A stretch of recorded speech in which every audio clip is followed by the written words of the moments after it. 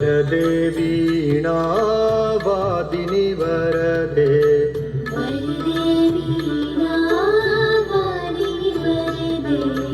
वरदेवीणा वादिनी वरदे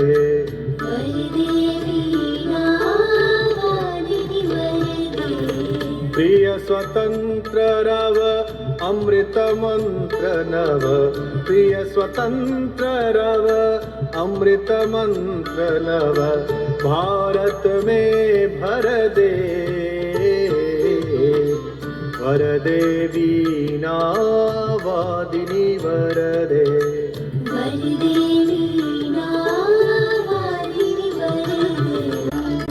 ये निराली सरस्वती वंदना रचना है छायावाद के 4 स्तंभों में से एक उस सिद्ध शारदा पुत्र और अक्खड़ अलबेले अवधूत बहुमुखी प्रतिभा के धनी कवि, कथाकार, उपन्यासकार, रेखा चित्रकार, आलोचक, अनुवादकार, संपादक महाप्राण सूर्यकांत त्रिपाठी निराला की, जिन्होंने अपने अतिशय विद्रोही तत्वों से निर्मित उन्मुक्त एवं बंधन रहित व्यक्तित्व से प्रेरित हो अभिव्यक्ति की सीमाएं तोड़ी और मुक्ति छंद के प्रयोग को अग्रणी बनाकर हिंदी कविता में क्रांति ला दी, जिनकी प्रकृति के प्रति गहरी आत्मीयता, सामाजिक अन्याय की आलोचना और साहित्यिक रचनात्मकता के प्रति समर्पण ने आधुनिक हिंदी साहित्य पर उनके महत्वपूर्ण प्रभाव को उजागर किया।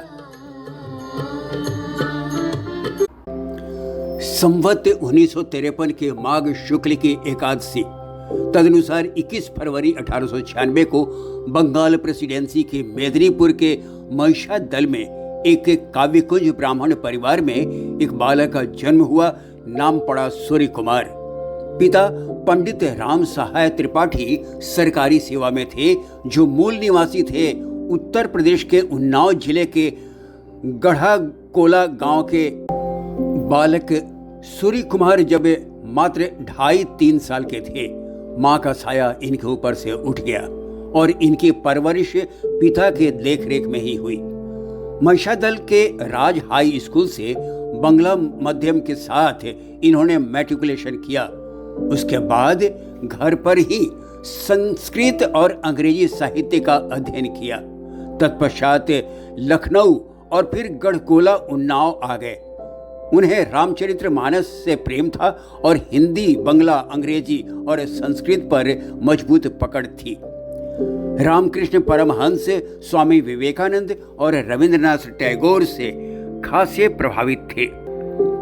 15 वर्ष की अल्पायु में ही इनका विवाह रायबरेली जिले के उलमऊ के पंडित राम दयाल की सुंदर, शिक्षित और संगीत में निपुण पुत्री मनोहरा देवी के साथ संपन्न हो गया। पत्नी ने ही बंगला की बजाय हिंदी में लिखने को प्रेरित किया। बचपन के नैराश्य और एकाकी जीवन के पश्चात कुछ वर्ष पत्नी के साथ सुख से बिताए, मगर दुर्भाग्यवश पत्नी की 20 वर्ष की अवस्था में मृत्यु हो गई। 1917 में महामारी के कारण पिता की भी मृत्यु हो गई और परिवार की जिम्मेवारी इनके कंधे पर आ गई। इतना ही नहीं, पुत्री भी महामारी का शिकार हो चल बसी, जिसकी स्मृति में मर्माहत निराला ने गहरे शोक और दुख से ओतप्रोत शोक कविता लिखी अपने काव्य संग्रह सरोज स्मृति में। मुझ भाग्यहीन की तू संबल, युग वर्ष बाद जब हुई विकल, दुख ही जीवन की कथा रही, क्या कहूँ आज जो नहीं रही। मगर जीवन की अनेक दैवी, सामाजिक व साहित्यिक संघर्ष को झेलते हुए भी इन्होंने हिम्मत न हारी। उन्होंने इस बीच अपने कैरियर की शुरुआत कई प्रकाशकों के यहाँ प्रूफ रीडर के रूप में की। 1918 से 1922 तक महिषादल में राज्य की सेवा की, मगर एक सामान्य विवाद पर नौकरी छोड़ दी। 1922 में कलकत्ता से प्रकाशित रामकृष्ण मिशन पत्र समन्वय के संपादन से जुड़े। इस दौरान जो दार्शनिक चेतना प्राप्त हुई, उनकी काव्य शक्ति समृद्ध हुई। 1923-24 में मतवाला के संपादक मंडल में शामिल हो गए। इस काल में काव्य प्रतिभा को प्रकाश में लाने का मौका मिला। निराला की प्राप्त रचनाओं में पहली अत्यधिक प्रसिद्ध और लोकप्रिय रचना जूही की कली 1916 में लिखी गई। इसमें अपनी अभिव्यक्ति को छंदों की सीमा से परे छंद विहीन कविता की ओर प्रवाहित किया। विजन वन वल्लरी पर सोती थी सुहाग भरी स्नेह स्वप्न मग्न, अमल कोमल तन तरुणी जूही की कली, दृग बंद किए शिथिल पत्रांक में वासंती निशा थी।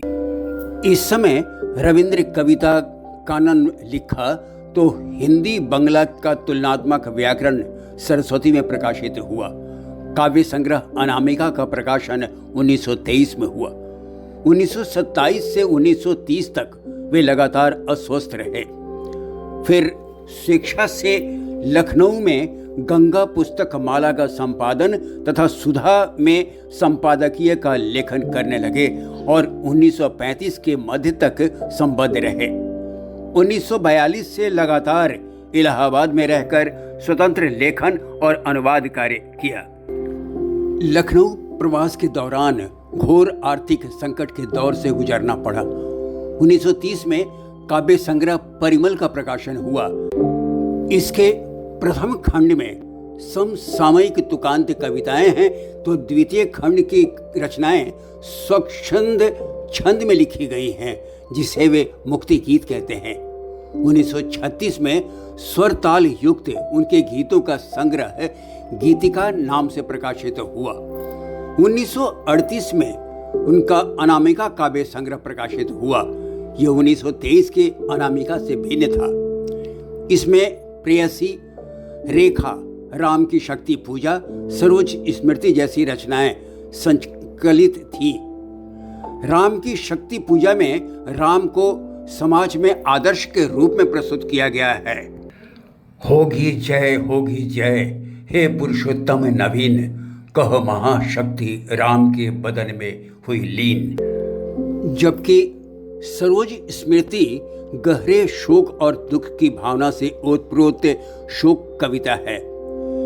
इसके अलावे लीली, चतुरी चमार, सुकुल की बीवी और सखी की कहानियां उनके कथा संग्रह हैं, तो अलका, अप्सरा, प्रभावती, निरुपमा, कुल्ली घाट आदि उपन्यास।